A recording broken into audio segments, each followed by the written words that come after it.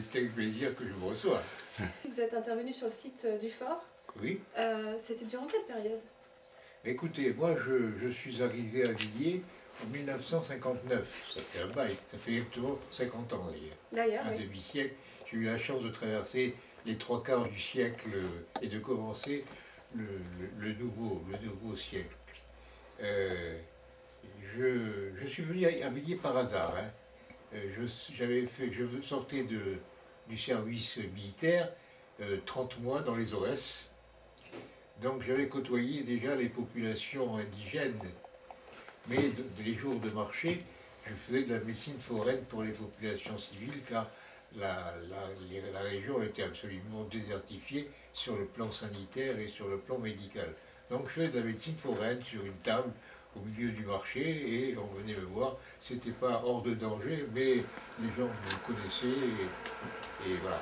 Je trouvais un appartement à Villiers, place des Tilleuls, et j'ai mis ma plaque sur la façade et j'ai attendu les patients.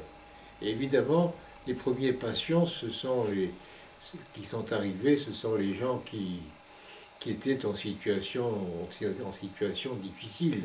Car à cette époque-là, Villiers était entouré de bidonvilles. Alors il y avait d'une part le grand bidonville des Portugais sur le plateau de Champigny qui arrivait jusqu'à la voie de chemin de fer, c'est-à-dire jusqu'à la frontière de Villiers. Il y avait la cité Emmaüs, au Plessis-Trévise, la cité de la Joie.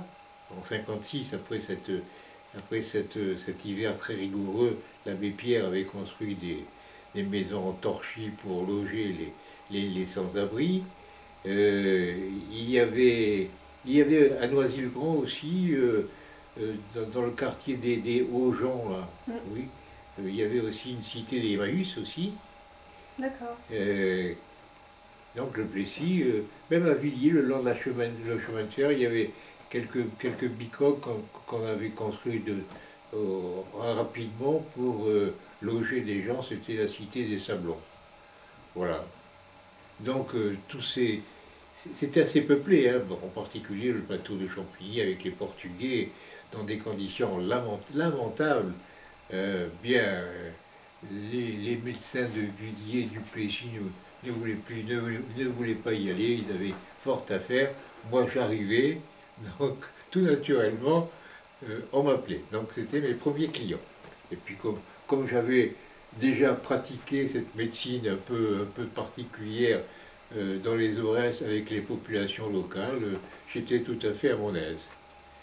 Alors là, bon, il n'y avait pas beaucoup d'argent, donc bien souvent, ça se troquait par une demi-douzaine d'œufs, un poulet.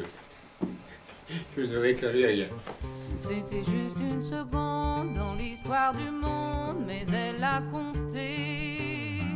On peut nous en parler, nous en parler, on peut nous en parler, nous en parler.